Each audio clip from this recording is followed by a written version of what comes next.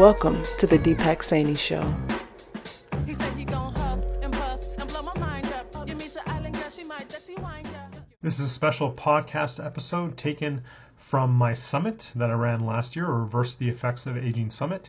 Do enjoy. Welcome back to the Reverse the Effects of Aging Summit. I am your host, Deepak Saini. I believe that a big part of healthy aging and reversing the effects of aging is to understand advanced topics like stem cells, as well as understanding how to find quality products to advance our healthy aging goals. I'd like to introduce you to my guest today, Christian Drapeau. Christian has spent the last 20 years researching plants from all around the world known in ancient medicine to heal many aspects of human health. This research led him to discover the most powerful of these plants and how they act as stem cell mobilizers. Stem Regen, which is one of our top sponsors for this summit, is a blend of several of the most powerful plant extracts documented to trigger the release of your own stem cells. Putting more stem cells in circulation means that more stem cells are available to contribute to your tissue repair and renewal. Tapping into our innate regenerative potential is one of the most powerful tools we have for our optimal health. Thank you, Christian, for joining us today for Reverse the Effects of Aging Summit. My pleasure, Deepak. So, Christian, I'd like to start off with, how did you find yourself in this world where you're at now? Feel free to, go tell us a little bit about your backstory. How did you fall into the world of stem cells? Into the world of stem cells, my background is neurophysiology, so brain research. I was working at the Montreal Neurological Institute, and at some point I was hired by a company that was distributing a dietary supplement that many people may have heard of, Klamath Lake blue-green algae, also known as AFA. So I was hired to study that plant. So we're in 1994, right after the passage of DSHEA, the Dietary Supplement Health and Education Act, and companies selling product needed to have science to back up any of the claims that they're making. So, and that's why I was hired, to study what that plant was doing, the mechanism of action, active compounds, so to support any of the claims. So we very quickly supported the main three claims on this product, which was effect on inflammation, effect on the immune system, and effect on the mind. Most consumers would report an enhancement of mental clarity. So we found, for example, that plant is a very unique source of phenylethylamine, known in chemistry as the molecule of love. Your brain makes it anytime you're content. So it explained a lot of these benefits, but as I'm doing this work, I come across people who reported benefits touching the nervous system, the heart, the brain, the liver function, pancreatic function, the lung. I mean, I'm talking about very serious conditions, people reversing multiple sclerosis, diabetes, emphysema. So not only the extent of those benefits were quite impressive, but to me as a scientist, it was the broad variety of these benefits. What could this plant be doing to bring support to someone's liver, to someone else's heart, to someone else's brain and lung and so on? So for a number of years, we had no real explanation until early 2001. I came across an article. The title was Turning Blood into Brain. We need to go back in 2001. Your stem cells are only precursors to blood cells. That's all they do in the body. I mean, at that time, it was the knowledge. And we know that of all organs and tissue in the body, if there's one that does not regenerate, it's the brain. So that was traditional knowledge in neurology. And here this article was describing how a stem cell from the bone marrow had been observed to leave the bone marrow, go to the brain and become a brain cell. So I was kind of called by this article. So I went to dig a little bit in the scientific literature to find if I could find anything else. And I found another article documenting stem cells going to the liver and another one going to the heart and stem cells becoming liver cells and heart cells. Right. So what I started to think was, if stem cells can become heart, brain, and liver, why not pancreas, lung, skin, and the rest? It makes no sense that it would become those three and not the rest. Makes no sense. So, and if stem cells can become cells of other tissues, how can they do this without that being their function? It has to be their function. So that means they have to be the repair system of the body. So we wrote an article in a journal called Medical Hypotheses suggesting stem cells are the repair system of the body. And in the back of my mind, the thought was, what if that plant works as a stem cell mobilizers? putting more stem cells in circulation.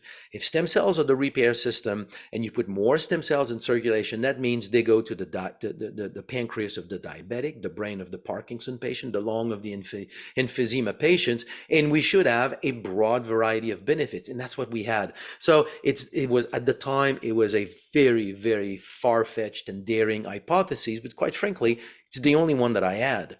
So we acquired a flow cytometer to count stem cells in our own blood, by our own, I mean, the people in the lab, Right. and then taking a blood sample, consuming AFA, taking another blood sample an hour, 2 hours later, then the whole phenomenon was Early revealed. biohacking on yourself, basically, right? There you go. There you go. So we basically demonstrated that plant indeed worked as a stem cell mobilizer. So when this whole thing kind of gelled, and in my mind, the understanding that stem cells are truly the repair system of the body, and we can come back to that later, but we develop disease and we age because of a failure, if you want, of stem cells, or a decline in stem cells in the body. When all of this really came very clear to me, my life completely changed, and everything since then has been basically dedicated to research on stem cells. So that's how I Awesome. got to stem cell research. Awesome. Okay, so I have so many questions just from what you shared there. But let before I get into that, let's go a step back. What took you to even like study the brain and neurology? Let's go a little bit further back. What led to that point? I mean, honestly, if we search the real answer to that question, maybe I will end up in some past lives. Here's what I can tell you. About 10 years ago, I went back to Montreal because I'm from Montreal, and I called one of my old teacher. He was my sixth grade teacher. He was my favorite teacher, and we went out for lunch. And as we're talking, he's sharing with me.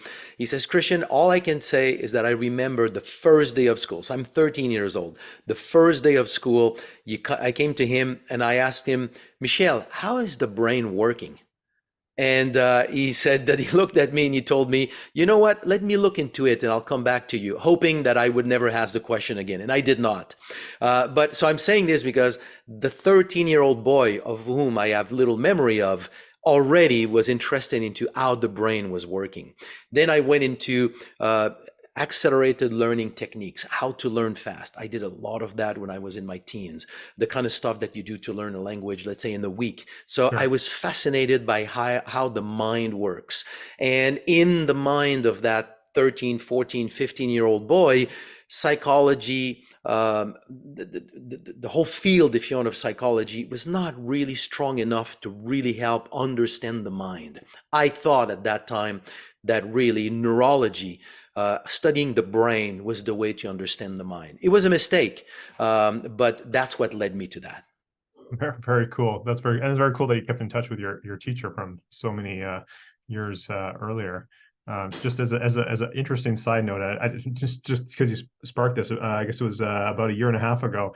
I was out for my father-in-law's birthday lunch, and across the restaurant, I see this man. I'm like, this guy looks so familiar, and then it dawned on me it was actually my old, not only my French teacher from junior high, but also he was also the football coach back then, and he looked exactly the same. I changed a lot. He didn't recognize me because of my transformation, my weight loss, but he looked exactly the same. So very, very similar type of story there. So Christian, earlier you said about, you used the word mobilizer, stem cell mobilizer. I think I know what that means, but maybe for the audience, could you just maybe just give a definition of what you mean when you say stem cell mobilizer? When I say mobilizer, a better term would probably be stem cell releaser, but it's not like a releaser is not something that is used in the world of medicine, in the world of anything. So mobilizer basically means it mobilizes something. It makes it go from one place to another, one compartment in the body to another. So the term itself would mean stem cells going from the bone marrow to the blood. But if stem cells go from the blood to a tissue, this is also technically mobilization. But normally in the general vernacular of this whole process of stem cells in the body, stem cell mobilization means the release of stem cells from the bone marrow to the blood. And when stem cells go from the blood to the tissue, normally we refer to this as stem cell migration. So that's what mobilizing or mobilizer means. So I think people who are, and some people might not know this at all, some in the audience, but for those who might know, there's from our endogenous, there's from the bone marrow, but there's also fat derived.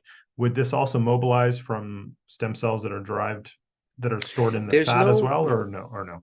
I mean, the real answer to this is we don't know. What I can say is that the fat tissues is not a tissue in the body that is known to mobilize or release stem cells, and that's one of the advantage. Meaning, when you extract stem cells from fat tissue, they are normally considered to be younger stem cells than your actual biological age because they're somewhat dormant. So they kind of sit there. So no, it's pretty much well understood that when we mobilize stem cells and get more stem cells in the blood circulation, their source is the bone marrow. Some evidence show that you could have some types of stem cells like small cells, so-called V cells, that can also be mobilized from muscles. But generally speaking, it's from the bone marrow. Okay, great. Thanks for the clarification. So maybe you could just talk to the audience about, the role that stem cells play in our body and, disease formation and or, disease prevention. And then, again, we're about reversing the effects of aging. And then, and maybe also in this, the role of longevity as well. Okay, it's a big question with all these Yeah, different we got parts. time. We got time. Okay. So the role of stem cells in the body. I think if I put that question into the general context of what people have already heard about stem cells. When we talk about stem cells, for most people, it's a treatment. It's a place where you go and you get stem cells that are outside of you, and they're injected into you. When I say they're outside of you, they may come from your own bone marrow, but we take them out, and then after that, we re-inject them as a one-time event. And that's stem cell treatment. But what oftentimes we don't talk about is that these stem cells, their source, most of the time, is your own bone marrow, your own blood, your fat tissue. So in other words, they're already in your body to begin with. They're not better because we take them out and put them back in. So for me, the big question is, if stem cells have such regenerative potential and they're already in the body, then what is the natural role of stem cells in the body? And everything that I have developed over the past 20 years is how can we leverage the normal, native, innate, I should say, regenerative power of our own stem cells. So that's really what the discussion is our own stem cells, what they're doing in the body, and how we can leverage them. And they are essentially the repair system of the body. So to understand what a stem cell is, it's a blank cell. It's a cell that resides in your bone marrow. It is a bank of cells that are nothing. In their function as stem cells, their function is actually their capability of transforming into another type of cells. So they will either make blood cells, which is the type of stem cells called hematopoietic stem cells, or they can leave the bone marrow and migrate in just about any tissue of the body and transform into cells of that tissue, literally repairing the tissue or maintaining the normal function of the tissue. So in this whole role of stem cells, there are two big paths, if you want. One is repair, meaning you get an injury, let's say a heart attack. And this has been studied and documented because in humans, you cannot do mechanism of action study because you need to take tissue samples and all. So all of this is done in animals, but we know the same thing is happening in humans. So in the model, it was heart attack, stroke, bone fracture, burn to the skin. These are the kind of studies that were used to be able to document the phenomenon. So what happens is that within about 10, 12 hours of an injury, we can pick up in the blood a compound that is released by the injured tissue, which is called GCSF, granulocyte colony stimulating factor. There's also stem cell factor, interleukin 8. There's a number of them that are released by the injured area. These compounds go everywhere, but when they reach the bone marrow, they actually trigger the release of stem cells from the bone marrow. So within 3 to 5 days of the injury, the number of stem cells will have increased 3 to 10-fold. So these stem cells now are in your bloodstream. Their job is to repair. So how do they know what is the tissue that needs to be repaired?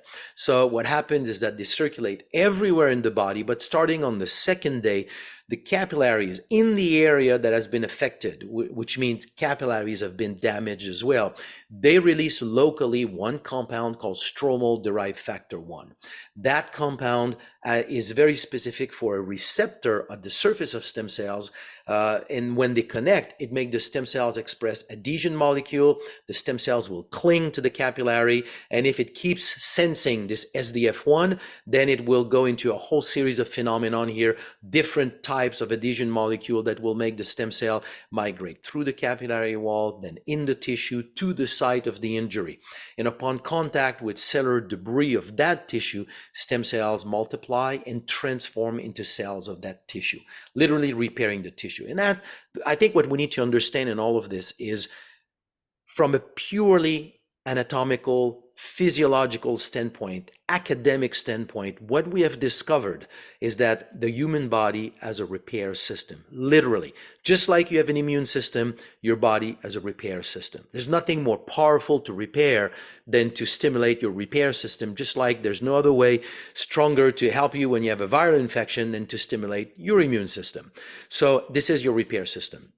Now, in your question about longevity, anti-aging, which to me is the most relevant, because you spend most of your life having nothing to repair. You're just slowly aging every day. So in this process of aging, there's something fundamental, and it was discovered as people studied the repair role of stem cells in the body. The typical study would be irradiation of a female mouse, then injection of male stem cells. That means all those stem cells, because they're coming from a male mouse, have the Y chromosome. So you can identify the Y chromosome in a cell. So if a stem cell now leaves the bone marrow and go to the heart, you can identify that heart cell because you can map for the Y chromosome. So it allows to show you of the repair that you get after an injury, how much of that repair is driven by stem cells, because you can see all the cells of the Y chromosome. Okay, so as scientists do that study, what was observed by many, many different scientific teams is that while stem cells go specifically and primarily where there is an injury, they also go in the background at a slower rate, a slower pace, but in the background, they go everywhere in the body. And then after that, scientists asked the question, well, that's true in my mouse lab, like my lab mouse, but is it true in humans? And there's one set of circumstances where you can study this in humans. It's when a woman with leukemia get a radiation treatment and get an injection or bone marrow transplant from a male compatible donor. That means now the woman, all of her stem cells in her bone marrow have the Y chromosome. So scientists went into bank of tissue biopsies taken at the autopsy when a woman like this passed a year, 5, 10, 15 years after this bone marrow transplant. Yeah. So it gives you two variables, the tissue. So you look at different tissue, and let's say you say the liver, you have samples coming from a woman that died a year, 2, 3, 5, 10, 15 years after a bone marrow transplant. And now the whole image really emerged. The body is constantly in process of turnover.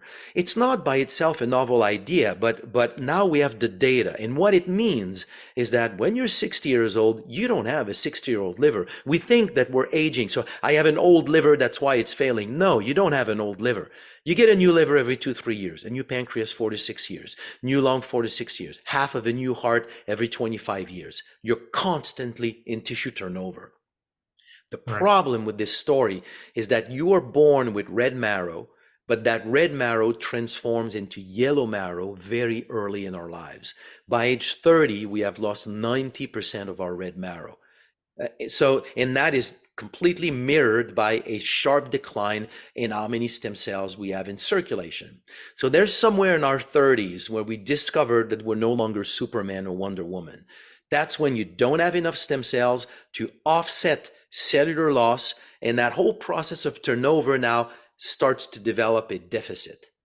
And depending on where is your weakness in your physiology, that's where the problem will show up in 5, 10, 15, 20 years down the road, all caused by a deficiency in how many stem cells are in your blood circulation. So I published this idea, this understanding of the stem cell role in disease formation 10 years ago in the Journal of Stem Cell Therapy and Research.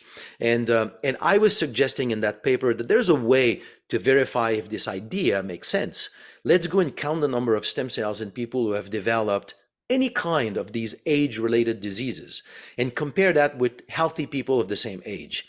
And now these studies have been done with diabetes, atherosclerosis, heart disease, cardiovascular disease, kidney failure, liver failure, emphysema, lupus, arthritis, erectile dysfunction, Parkinson, Alzheimer's. I mean, many, many problems. And across the board, without one exception, people who have developed these diseases all have at least, I would say, 50% or less of the number of stem cells that you find in a healthy individual.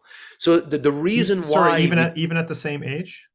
At the same age. Okay, got it. Thank you. So that means if you take the data and you transfer the data into what it means in real life, it means that you get two people at 70-year-old and one has a number of health problems that are developing and the other one is still like running marathons and is like, he's vibrant and he's strong. The main difference between the two is that naturally the 70-year-old has more stem cells, more red marrow. It's shrinking. It will continue to shrink. But at that point in that person's life, he has enough stem cells to maintain tissues, so he's still healthy at that time. So everything is a matter of how many stem cells you have every day of your life to offset cellular loss and keep the health that you have. I know it was a long answer. No, it was great. So I have a number of questions. So we're going to get to how one could. I have two questions. How you can increase your stem cells naturally. We'll get to that in a second. But what are some of the things that people might be doing that they don't realize that is actually harming their stem cells, is actually decreasing that at a faster rate than what would be natural? Would it be, I don't want to put words in your mouth, you tell me that's what would be things like excessive free radicals, drinking alcohol, formaldehyde formation, like what are some of the things that people are maybe unwillingly doing that is actually decreasing their natural decline of stem cells? Virtually all the research in the field of stem cell research has been done with stem cell injection, stem cell mobilization. Very, very little has been done on lifestyle. It's just too early. So I can tell you what has been done with lifestyle.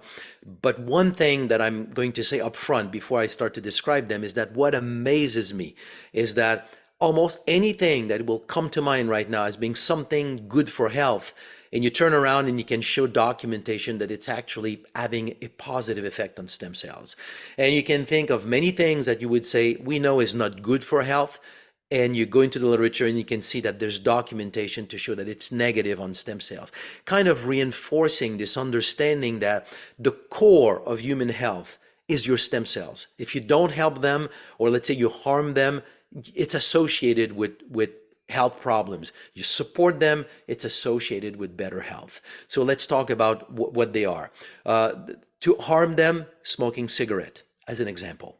Smoking cigarette will reduce the ability of stem cells to proliferate and migrate into tissues. Not just the smoker, also ambient air. If you filter the air and expose that with stem cells in a petri dish or in a test tube, you also suppress in the same way. Actually, the study documented that it was worse with the air that was filtered out of the air. I don't think the difference is necessarily significant, but I'm saying this just to say at least it's not less. So just as bad is the people that are around the smoker. Alcohol have been shown to do the same thing. It's difficult in those studies to translate from the lab data what it would mean in the life of an individual. Does it mean, a glass of wine twice a week, or does it? I'm sure not. Or are we talking about, a certain level of alcohol in your blood over a sustained period of time, which is probably more like it. But it's difficult to translate from one to the other. Let's just say alcohol is known to also suppress stem cell function in the body. The biggest one on which we have probably the biggest control, although most people don't, is stress and anxiety. And that was shown, for example, in rats. If you put a rat or a mouse in a pool, they hate water. So they're very stressed by the experience. So what scientists did is that they took a blood sample, looked at the ability of stem cells to proliferate and migrate, then put the animal in the water for about a minute or two, then took the animal out, took another blood sample, and looked at the same ability of stem cells to migrate and proliferate.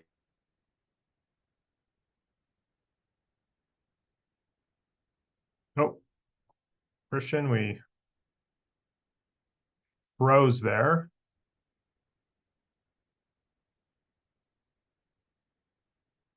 Christian, can you hear me?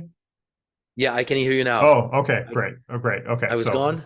well, yeah, you froze for a second there. So where you ended off was Okay. about. I think the audience got the gist of the stress response and in the model with the rats and the mice in the water. Here's my question then. To that would it be like the increase of like cortisol or other hormones in that stress response that's maybe the factor? Would that be fair, Yeah, or do we yeah, have? yeah. It's exactly what I said when in the few seconds that I cut, is that Oh, they okay, great. repeated the exact same process, but they removed the adrenal glands and there was no effect on stem cells. So it is Got it. driven by cortisol and stress hormones, if you want. Okay, So, perfect. Great so minds now think if you, alike. there you go. But if you think about it, I mean, it's a nice study in the lab. But if you think about it, if we go back to when you ask like what led me into the study of brain research, I remember reading a book. I was probably 14, and it was on neuropsychoimmunology, and it was at the time a meta-analysis of the scientific literature, vulgarized or simplified. I was 14, but I was fascinated by the fact that they were linking stress to pretty much like any disease, diabetes, heart disease, hypertension. I mean, a whole slew of disease, all found part of their cause into anxiety. And I found that fascinating at the time. And now I look back at it with the information that we have with stem cells. And if you live with anxiety, and in today's world, anxiety starts, I mean, at 10 years old, kids are already living in a world that has Yeah, significantly even more younger, I would anxiety, say. Yeah. yeah, than what we grew up or what our parents grew up with, and it doesn't stop and it keeps growing. Right now the demand that is put on our brain today as a society compared to how the brain evolves biologically.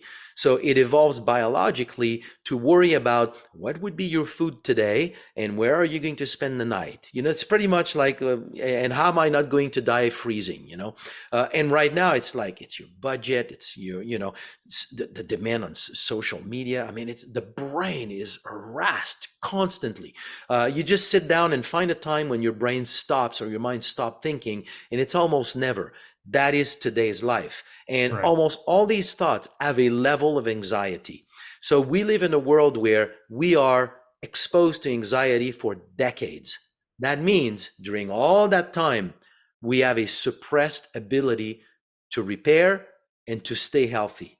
So to me, if you're asking what is like the most insidious thing in our lifestyle or in our life that suppress stem cells, it's anxiety. Great.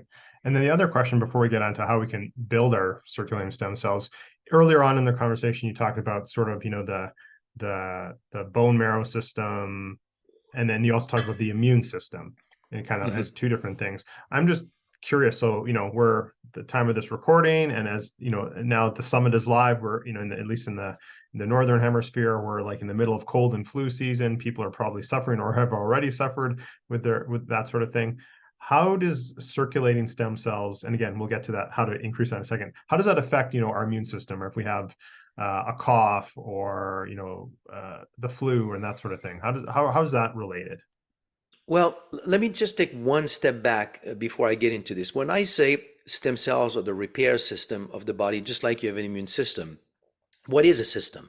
A system is an organ or a group of organs and tissues that will do a work or release compounds that are going to have an effect on other systems, other organs and tissues, other parts of the body to coordinate or protect these other parts so that altogether the entire organism, functions very well. So you need nutrients for your cells, for example. Well, how do you get those nutrients? I kid you not, I challenge you. If you rub an apple on your skin, you're not going to absorb the nutrients that you have in the apple.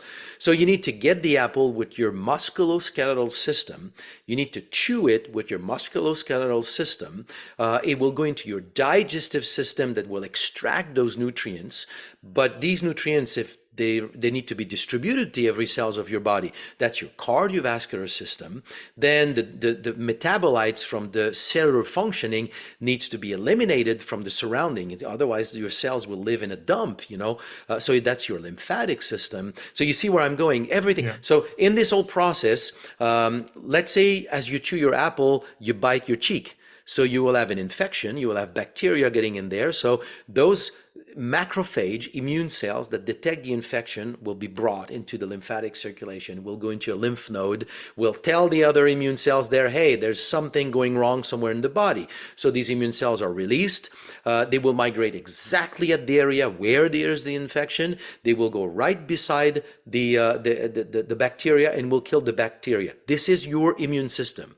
Now you have the bone marrow that contains one specific cell. It's a stem cell that will be, that because you chewed and you cut your cheek, it will send a signal to the bone marrow to release stem cells, then will attract the stem cells where you have the injury. Stem cells will get there. When the immune system has done their job of killing the bacteria, the stem cells now will suppress the inflammation, start the repair process, and it will repair the tissue.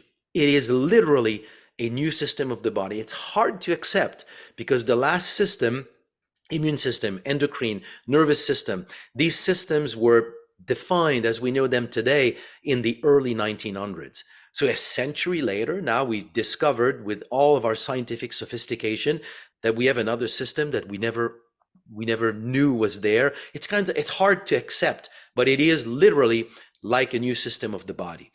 This system, part of it will make hematopoietic stem cells, will make all your immune cells. So as you stimulate stem cells, you will support the overall ability of your bone marrow to make immune cells. So it will help your immune system.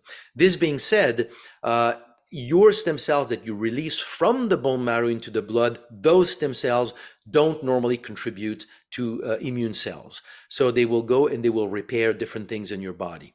But it is very interesting to note that many of the plants that we have documented as having an effect on stem cells, historically, they're most of the time known or have been documented for their effect on the immune system. So there is a dual effect there. So we quantify the release of stem cells. This is my interest. I want to study repair in the body, but a lot of these plants are already plenty known and documented for their effect on the immune system.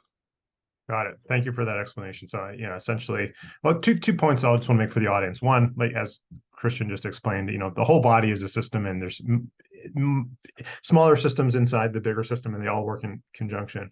And then the other point I just want to mention to the audience, and many people already realize this, we have some notions in medicine that are, like Chris said, a century old, or 20, 30, 40, 50 years old, and we have cutting edge. And that's part of the my reason for wanting to put on this summit is to bring some of these technologies and new science to the forefront that you might not hear from your regular general practitioner and what have you. So it's changing all the time, and we need to stay at the forefront. So, Christian, Deepak, if I take 1 minute to share this, I went through that experience when I start to talk about stem cells being the repair system, that they can become brain cells, heart cells. I mean, I was hitting a wall like I have stories that are so funny, like giving a lecture to doctors, and somebody stood up at some point. I'm saying stem cells can become brain cells. And he says, no, stem cells cannot become brain cells. And I was writing my book at the time, so I had like stack of papers in my hotel room. And I said, if you want, I'll go and get the paper. I'll show them to you. He says, don't bother, son. Let me tell you something that, obviously it seems like nobody has told you, but you're just an idiot. And it was funny because that was the experience of bringing something new to people who normally unconsciously their thought process is if I did not hear this at mid-school, then it's not true. Otherwise, they would have told me. Academic people who are really like professors, like deep scientists, they would tell me. So, and I say this because I found myself a few times later on, it gave me, like, say, a dose of humility. At some point a few years ago, somebody's talking about calcification of the pineal gland. And my background is neurology. Nobody ever mentioned something as calcification of the pineal gland. So I just thought this was just nonsense. So the person is talking to me, and I take my phone and I quickly go on PubMed and I do a search, calcification of pineal gland. And I see all these papers showing up. There it was in front of me, something that I would have made a judgment here and say, this is nuts, like this is nonsense. And no, it's a whole field of research that has developed since then. And all of this to say that we are in a time of absolute explosion on so many different Absolutely. aspects about Yeah. human health. We need to really, anytime we come across new information, just really consider ourselves as students and really look as to what is there. Yeah, and that's a great point. We can't live with old dogmas, and I challenge everyone to, be your own advocate and question, not to be disrespectful or anything like that, but question what you're hearing from the media, from your frontline doctor, and do your own research. And there's a lot out there that just does not get disseminated, and that's again part of my purpose for bringing experts like yourself together to talk about some of these things. So I've teased it a number of times now as we have our previous train of thought here in the last few questions. With so what can someone do to increase their own number? Actually, maybe before we get that, let me take us back. What are I think you've kind of already touched on this, but let's just really hit it home for the audience. What are the benefits of having more stem cells in circulation? Your ability to repair and your ability to keep the health that you have today for the decades to come depends directly upon the number of stem cells that you have in circulation to go and do the repair and the tissue maintenance. So there's a direct link between how many stem cells you have and how healthy you can be and you can stay. So you just want to have more stem cells in circulation. Perfect. So then what are some ways that people can increase the number of circulating stem cells? You talked about some plant compounds earlier, and we're going to talk about your product Stem Regen in just a minute. But outside of that, like what could people do? Of what has been documented in the scientific literature, intense physical activity, and that is probably coming from the fact that you create micro lesions in muscle, ligaments, tendons, and that calls for repair. So we can quantify more stem cells in circulation. So we're talking about significant exercise. You're running a marathon, an hour of intense rowing, if not more. So severe, physical activity that will put more stem cells in circulation. It may not necessarily. Question for him. Does it have to be such a prolonged activity like a marathon or an hour, or what about a high intensity but a shorter period, like a HIIT, where maybe it's only 20 minutes but very intense or something? Like, does science kind of say the same thing? I'm not aware that it has been documented. My assumption right now would be that no, because you don't necessarily have enough damage unless you do the kind of exercise that you have with like the ARX machine, for example, that just tears your tissue. Sure. So that could be doing. People check that out. I love the ARX. Go ahead. So that could be doing it, but there's no documentation. I want to be clear here. Anything I tell you in this presentation here, but in any presentation that I do, is I can show you the scientific documentation. I'm trying to stay away from just like an opinion or just sure, and we appreciate that. Yeah. So I believe that those smaller, intense type of activity can probably do the same. I'm not aware that it has been documented. Got it. Fasting more than 3 days has been documented to put more stem cells in circulation. I do not believe that intermittent fasting can do that. It's just not enough of a stress on the body to do that. But fasting more than 3 days has been shown to do this. I am sure it's not the only mechanism of action, but I think it's probably one of the fundamental mechanism of action of why fasting is so regenerative. There are other things. It triggers autophagy, triggers many things in the body. But I think at the core, it triggers your repair system, your ability to rebuild your body. And the last one I would say is proper sleep. When you do deep sleep and your brain produces melatonin and other things, that has been documented to support proliferation and migration of stem cells in the brain. So these are the things, deep sleep specifically, not REM sleep, but specifically deep sleep. Yeah. Okay, great, perfect, thank you. Okay, these are the things known to in terms of lifestyle to support stem cell function in the body. To suppress inflammation is also good. So I oftentimes say have a diet that has a lot of the colored vegetables, colored like fruits, berries, everything that has a color. Those pigments most of the times have either anti-inflammatory or antioxidant properties, and oftentimes both. Right. Okay. Awesome. So I teased this before. So Stem Regen, which I've started taking recently. So there's a number of plant compounds in the product, which you kind of alluded to. So I'd love to hear, I think the audience would love to hear more about this and how you came up with the formulation and what some of these compounds do. Well, we talked about this blue-green algae that I started to work with in 1995. We discovered that it acted as a stem cell mobilizer. So we did we found the mechanism of action, active compounds, proof of concept. We filed the patents. Like all of this was done until about 2005. And when after that, my thought was, if we evolved, and not if we evolved in symbiosis with the environment over tens of thousands of years, we cannot, if really stem cells are the repair system of the body, we cannot have just one plant having an effect on the repair system. So how do you find the other ones? So the question is pretty simple. What other plants are known to be associated, or they have been documented to bring a broad variety of health benefits? And let's go and study them for their effect on stem cells. So you think goji berry, medicinal mushrooms, seaweeds, those kinds of things. We tested them, they all have an effect on stem cells.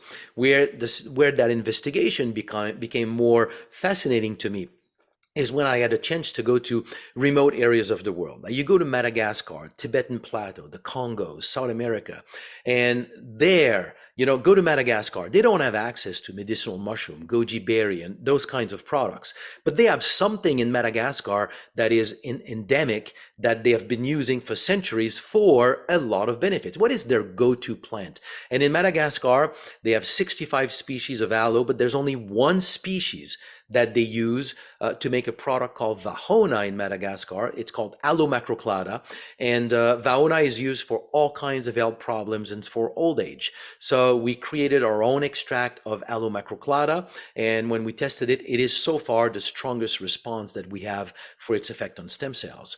On the Tibetan Plateau, I asked a number of chemists with expertise in traditional Chinese medicine. And I asked them, you're lost on an island. You can only bring one plant of the entire Chinese pharmacopoeia. What would it be? I was expecting, I don't know, astragalus, something exotic. And they all told me sea buckthorn berry. I was very surprised. So I dove into scientific literature, and indeed, there's tons of documentation of the use of sea buckthorn berry for problems of the lung cancer, problems of the heart, cardiovascular system, diabetes, liver issues, digestive issues, and to help repair from bone fractures or burn to the skin. So now you look at the spread of those tissues, that is telling me probably we have an effect on stem cells. So I went to China, worked with a farm, derived an extract from sea buckthorn berry. We tested it, and we saw a really good response on stem cell mobilization. So StemRegen is the top 5 plants that we have studied over the years having an effect on stem cell mobilization. So you take 2 capsules of StemRegen, and we quantify that you have on average 10 million additional stem cells in circulation within about 2-3 hours. Is that a lot? That sounds like a lot, but is that a lot? Well, you get normally, like, you will get 100 million stem cells as an injection for maybe $20,000. So now you take 2 capsules, you release 10 million, you do this for a month, you have released 300 million of your own stem cells, just to put into perspective. So for the audience, what would be the normal, if you were not taking anything, you were just trying to live a healthy life, what would be the normal stem cell circulation just every day? It varies a lot, like a lot, from one person to another. Like, of all the blood parameters, I don't think anything has such a broad range in your blood circulation. So we have seen between the person with the lowest number of stem cells and the highest number, just about like 100-fold difference. Oh, wow. Okay, so it's That's huge. quite a variety, yeah. But the average in our work, so this is people that are between 20 and 70 years old. This is what we have used in our studies. It's about, let's say, 2.4, 2.5 stem cells per microliter. That's what we have seen. So it would mean for an average, let's say, 40-year-old person, it's roughly about 12 million stem cells in circulation. Okay. And they're there for about 1 to 6 hours. They either migrate in a tissue or they go back to the bone marrow. So if you have constantly roughly about 12 million stem cells, I mean, it goes up, highest 5 a.m., lowest about 5 p.m. So there's a circadian cycle. But the point that they're there all the time means you release them all the time. It's part of your normal physiology. So then from your studies, taking a couple capsules, 2 capsules of StemRegen is a significant amount of increase from what the normal baseline would be. And again, understanding the fluctuations are Yeah. very interesting. Okay, I didn't About I didn't realize 80%. It's about 80 to, let's say, 100% increase in the number of circulating stem cells. that. Okay, that's really amazing. So we're going to talk about more. Well, you said some of the products in here.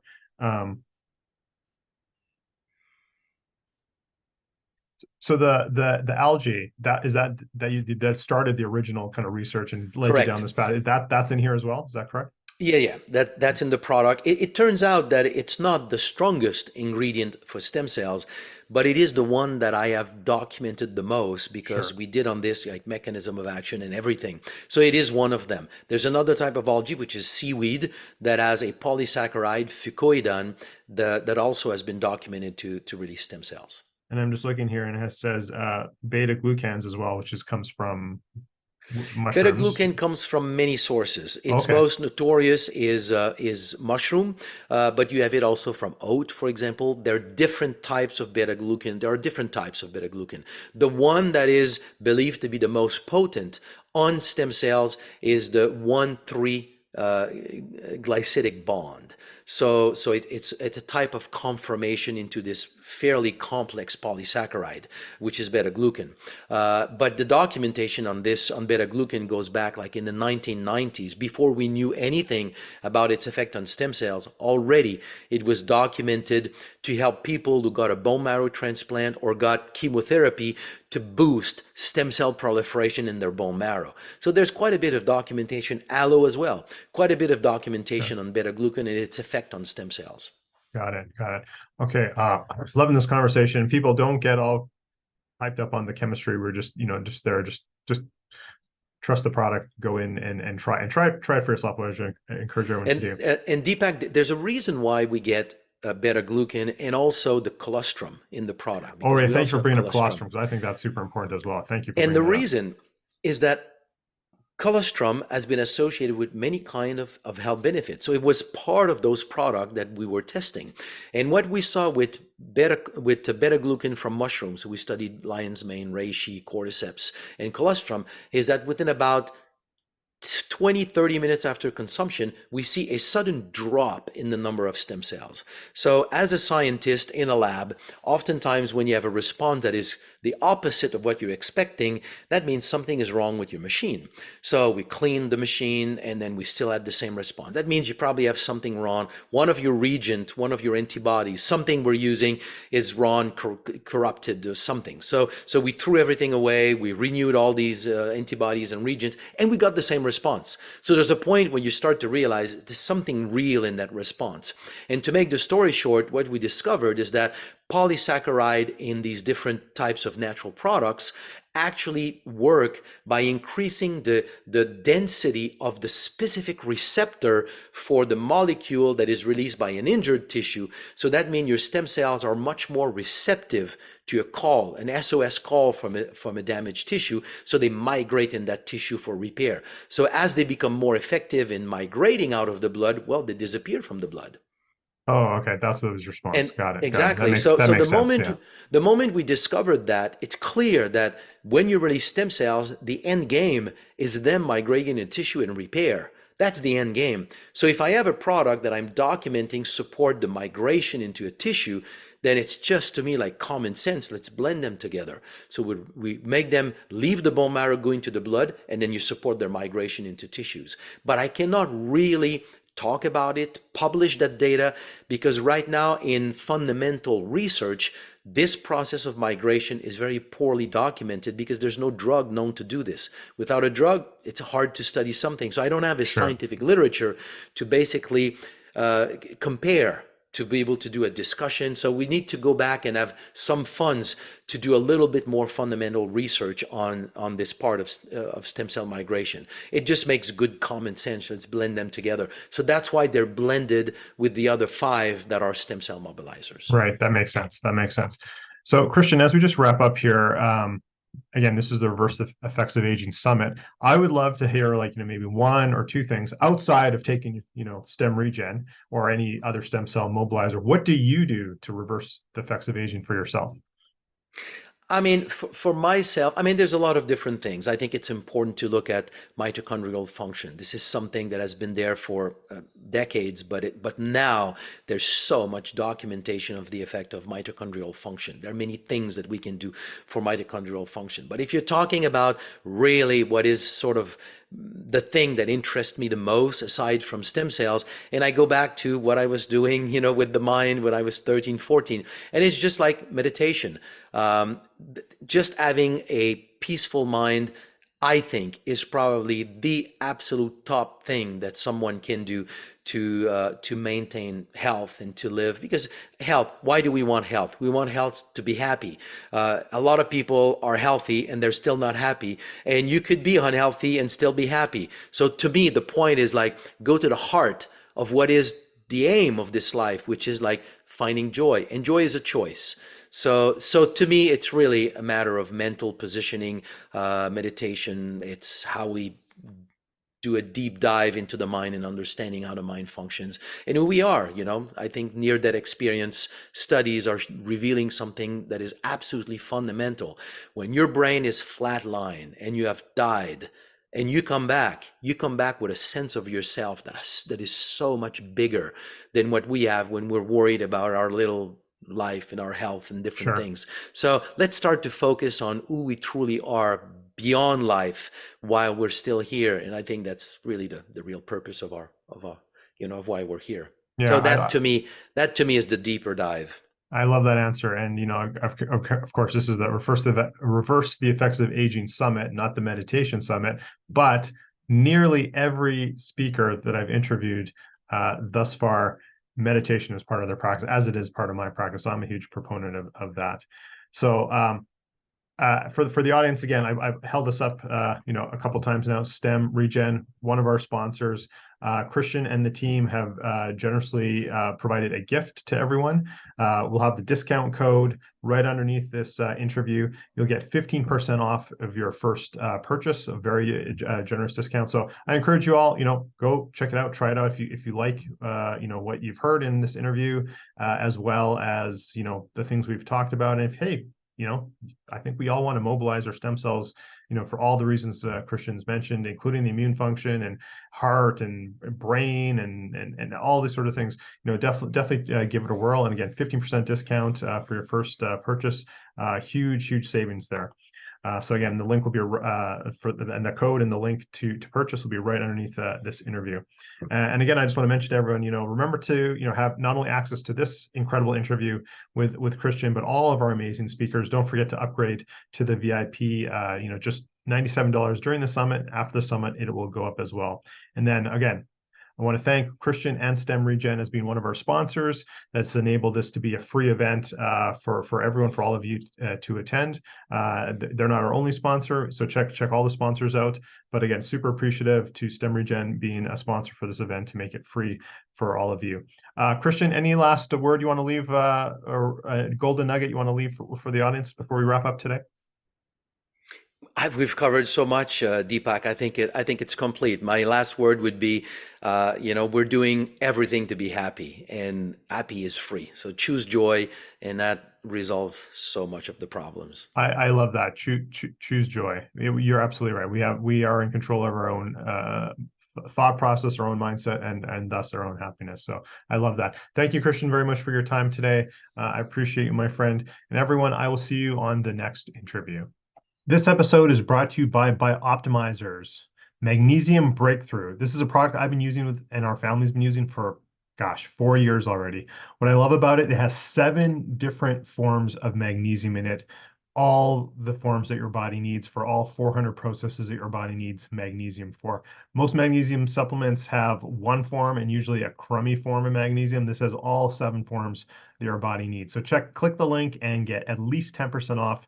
Sometimes there's specials and you even get more. So check out Optimizers Magnesium Breakthrough.